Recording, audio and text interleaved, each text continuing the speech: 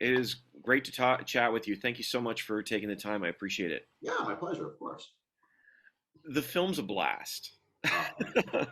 Bandit is so much fun. I confess that I've been a Josh fan for a long time. My mother raised me watching soap operas when he got his, and he was got his start from there. But How it usually starts, man. that's it. That's it. But no, the film is such a joy. It's just so much fun. I was wondering, from your perspective, what is it that excited you to tell this story? Beyond the basic sort of narrative and great characters, it was the fact that it was so Canadian. Um, Yeah. you know, I think I had made two or three movies in Toronto at that point when I read the script back in 2017. And I was sort of thinking to myself, why don't we have more like commercially viable Canadian films? People used to come up to me and say, why do our movies look different or sound different? Why don't they have this sort of like mass appeal like Hollywood? And then I read this script and I was like, oh my God, this is perfect. Like this is as Canadian as it gets. So I was jazzed about Don't get me wrong, I love Canadian films. Absolutely. They seem more self-reflective, and this is just sort of like it's like pop. that. Uh, Yeah. It's sort of like straying from the conventional Canadian cinema, which is yeah. probably why I'll have some people shaking their fists at me. But I like popcorn. I don't know what to say. I'm not ashamed of it. Well, and actually, I wanted to ask you about like the tone of the film. There's a real sense of play within it, whether it's Josh talking to the camera or even I actually found myself looking forward to the little arrows pointing, this really happened. I was just wondering why you decided to take that particular approach with this project. So when you read about the real Gil and you read the book, you're sort of struck immediately by the fact that this was a guy who was kind of a goofball, right? He's a bank robber, but he never took himself or robbing banks too seriously, as evident, with like the disguises and the way he kind of, exuded that charisma and the charm with people. So I immediately sort of felt that there was a need to bring a lot of levity into the character and into the story. And I've always just been I love comedy, I love heart, I love those kinds of things. I try to inject that into all projects that I make. So it just sort of felt like possible to tell this story without leaning into his sort of quirks and his humor that he brought. Yeah, there's a real charm about him in this film, and actually, it makes me happy you saying that because we only see Gil very briefly at the end of the film, and I was wondering what it was like. Did you have the chance to speak with him, and what surprised you most about him? Yeah, so Craig Wenman, the writer, was introduced to the real Gil by Robert Knuckle, one of the authors of the book, who passed away a couple of years ago. And Craig and Gil became good buddies. I mean, they took a trip to Chicago together and they took a bunch of pictures in front of banks as a joke. And I spoke to Gil quite a few times when Craig and I were developing the script, and sort of because there was a script that Craig wrote, and then when I came on board and signed on to the film, I read the book. There were a bunch of things that I wanted to add to the story, and we spoke to Gilbert. And then when Josh signed on to the film, we put them together. Hmm. And so there was a lot for Josh to work off of, source material wise, and then Gilbert sort of informing him as to what his process was and to why he did the things he did and how he sort of created his disguises, which is how we sort of then made sure to show some of that on screen. And then he came to set too. Like, I mean, he was there for about a week, I want to say, and he even cameos in the background a couple of times as a patron with a beer and a playmate. It's not something that's easy to spot, but he is there. So he was a pretty integral part of the process for sure. Wow, that's wild. Like I said, the film is actually so much fun. It's almost hard to believe that that's sort of Well, how. that's why to go back to what you were saying, that's sort of why the arrows and the captions are there, because I remember when I screened a rough cut for a colleague of mine, one of his notes was, no one is ever going to believe that he just paid a homeless guy for his health card for his ID. And I was like, dude, that actually happened. Like some of these things are so like it's stranger than fiction. These things happen. So we always knew we were going to play with the fourth wall and do some fun cosmetic and stylistic quirks with the film. And then that sort of solidified it. I was like, okay, I think we need to have like a fun tracker here as to like this happened, this also happened, and this definitely happened, you know. Just on a personal note, I have to say that what joy it brought me to see the old health cards because I still Thank have you. mine. I was like, I forgot I was going to bring it out and say, look, I still have Uh it. mine got cut up, man. But dude, I mean, the art team, the props, like none of them had ever been to Canada before. Okay. So the fact that they were able to track that down, make it was I saw it and it brought back like childhood memories for me. It really does. It's so we talk about Canadian film, we talk about shooting in Canada and health cards, but I didn't realize you shot this in Georgia. And Yeah.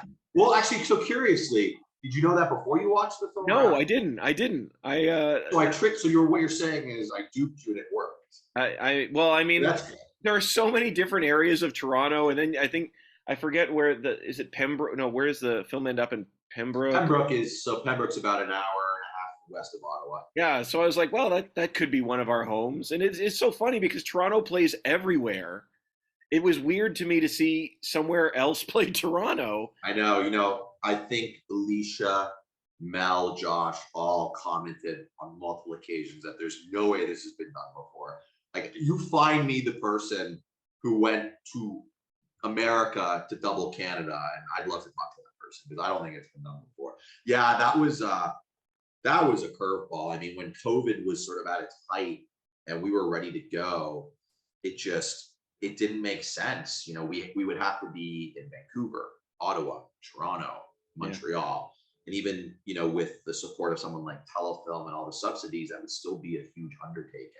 So we got a call one day, and they're like, "Look, it's not a great sell to an actor who's going to come into the country, and you're going to say, listen, so you're going to start work in 3 weeks, but for 2 weeks, you're going to sit in a hotel room by yourself and you're going to quarantine.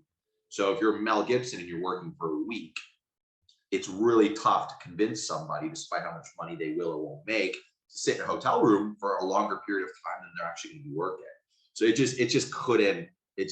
didn't make sense. So Georgia, at least, I had never been to Georgia, but from the research that I had done, knowing that Marvel has infrastructure there, everybody's shooting there, they have no cap on their tax credit.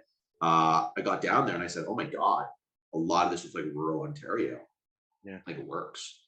yeah. It worked well. It worked well. One of the things I thought was so interesting about the film is that it talks a lot about the system.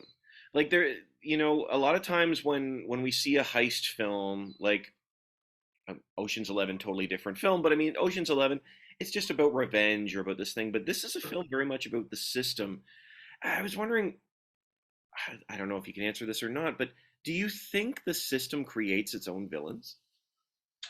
Look, I think it's that whole nature versus nurture thing too. Yeah, It obviously played a part. It was a seed that we planted more than anything for Alicia's character so that you could feel that it would make sense that she'd go along with it. yeah, Obviously, spoiler, right? But I do think that it certainly has an impact. When people are desperate, they turn to desperate maneuvers and behavior to try to get by. Look, in the 2008 crash, the amount of people that were left holding the bag and trying to figure out how they were going to pay for their kids' tuition or for their health care in the States. It's sadly, I do think it is to some extent a reflection of the system. yeah. I love that you keep coming back to the phrase "no one is born bad." Like anything, it takes practice, and it's just sort of this reflection that. Well, I mean, as is see, this was the thing I think is so interesting about Gil. You show him so much love. It's literally a film where he's the bad guy, but he's not really a bad guy. Yeah, it's kind of like that tagline from Mel's movie Payback: "Get ready to root for the bad guy." Although it's funny, I wouldn't classify Gil as a bad guy or a villain. I think what's so important about the film is that he's so relatable, Hmm. and you actually see him trying to go straight. Like, I mean, he comes to Canada and he's like, "All right, Yes, I'm on the lam, I'm a fugitive, but fresh start. Oh, it's a woman. She's great. She's going to turn my life around. And you see him actually go through the motions. And I think that's why I spent the amount of time that I did in that first act setting up his world, his character, kind of trying to show you all the things he's trying to do before he actually starts to commit these robberies. I think that's like a vital part to his journey. Yeah, yeah, absolutely.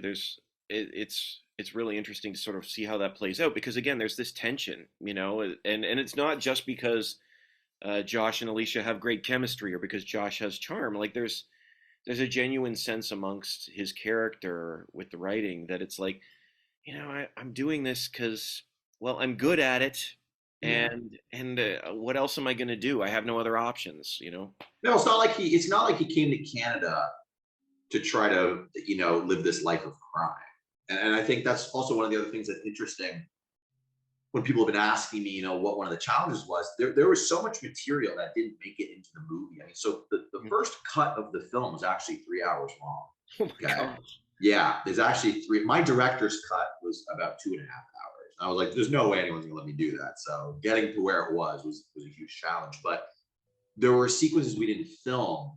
One of which was Gilbert's backstory growing up in Los Angeles with a white mother and a Latino father, feeling like an outsider, race relations, not really having a place, but he had this belonging for home and family. And that's sort of what shifted him into who he was. And so, despite always trying to do the right thing, he kind of lapses and falls back into his old ways, right? So, that was one of the things we weren't really able to explore. If it was a mini series, sure, but it wasn't one of those things that we could fit into the film. Though I think that regardless of that, all that being said, it is obvious that he, was well intentioned. Yeah, yeah, and I will say to you too, though, no one comes to Canada to get rich, not with our exchange rate. So, No, no, not from the U.S. No. no, no. Honestly, Alan, the film is so much fun. Just as we start to wrap up here, what do you hope audiences take away?